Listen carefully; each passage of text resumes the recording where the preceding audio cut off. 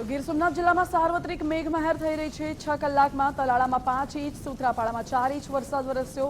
વેરાવળ અને ગીર ગઢડામાં 3-3 ઇંચ વરસાદ વરસ્યો। કોડીનાર અને ઉનામાં 2 ઇંચ વરસાદ ખાબક્યો। સાર્વત્રિક મેઘમહેરથી મોટાભાગની નદીઓમાં પૂર આવ્યા છે। ડેમોમાં પાણીની આવક વધતા દરવાજા ખોલવાની ફરજ પડી હતી અને ડેમમાંથી નદીમાં પાણી છોડવામાં આવી રહ્યું છે। જોકે ભારે વરસાદ અને નદીમાં પાણીનો પ્રવાહ વહી જતા તંત્રએ લોકોને નદીના પટમાં અવરજવર ન કરવા માટેની પણ સલાહ આપી। જિલ્લાનો સરેરાશ વરસાદ સિઝનનો લગભગ 28 ઇંચ જેટલો થયેલો છે। પાછલા લગભગ 36 કલાકથી જે વરસાદ પડી રહ્યો છે તેના કારણે અમુક જે કોઝવેઝ છે એમાંથી પાણી ઉપર જઈ રહ્યું છે, માટે સ્થાનિક તંત્રને સૂચના આપીને આ રસ્તાઓ બંધ કરવામાં આવેલા છે। મારી આમ જનતાને પણ નમ્ર અપીલ છે કે આપ જ્યારે જતા હો તો જો વોકડા ઉપરનું પાણી જતું હોય રોડ ઉપરથી તો એમાં જવાનું સાહસ નહીં કરવું, કારણ કે એમાં પાણીનો પ્રવાહ ક્યારે વધી જાય તે નક્કી હોતું નથી। માટે આપના જાનની સુરક્ષા, આપના માલની સુરક્ષા જાતે કરશો એ મારી નમ્ર અપીલ છે। તંત્રને પણ આ બાબતે એલર્ટ કરી દેવામાં આવેલ છે। ક્યાંય પણ ઝાડ પડી ગયેલા હોય તો તંત્ર દ્વારા તે તાત્કાલિક દૂર કરવાની કામગીરી કરવામાં આવી રહી છે। કોઈ પણ નાગરિકના ધ્યાને આવે તો તાત્કાલિક તાલુકાના કંટ્રોલ રૂમ પર આ બાબતે જાણ કરવા અમારી આપણી નમ્ર અપીલ છે, વિનંતી છે।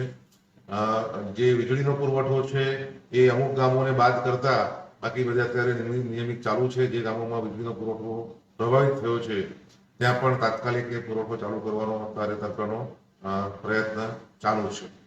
જિલ્લામાં કુલ આપણા જે 5 ડેમ આવે છે તે પૈકી હિરણ 2 ડેમ એ લગભગ 100% ભરાઈ ગયો છે અને લગભગ એના 2.44 મીટર દરવાજા ખોલવામાં આવ્યા છે। તેના કારણે તલાલા તાલુકાના ઉમરેઠી, માલરીજવા અને સમરવાલ ગામ તેમજ વેરાવળ તાલુકાના બેરાળા, મંડોર, ઈશ્વરિયા, ઇન્દ્રોય, નાવદરા, સોનરિયા, સવની, બાદલપર, મીઠાપુર, કાજલી, પ્રભાસ પાટણ આ જ્યાં ગામોથી નદી પસાર થઈ રહી છે ત્યાં પાણીનું વહેણ વધવાની શક્યતા રહેલ હોવાથી આ ગામના નાગરિકોને સુરક્ષિત રહેવા માટે તંત્ર દ્વારા વિનંતી કરવામાં આવે છે।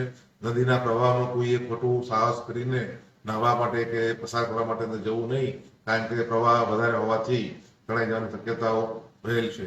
સિંગોડા ડેમ જે છે તે પણ 100% ભરાઈ ગયો છે, એટલે કોડીનાર તાલુકાના જે ડેમના નીચાણવાસના ગામો છે તેને પણ સૂચિત કરવામાં આવે છે કે પાણીનું વહેણ વધારે હોવાથી આપ કોઈ પણ પ્રકારનું સાહસ અંદર જવાનું કરશો નહીં।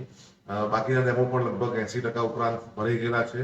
જિલ્લા માટે ખૂબ સરસ નિશાની છે કે ભાઈ ખેતી વિષયક અને ખેતીના ઉપયોગી એવો વરસાદ પડી રહ્યો છે। તંત્ર રાઉન્ડ ધ ક્લોક આ માટે જાગૃત છે, એલર્ટ છે।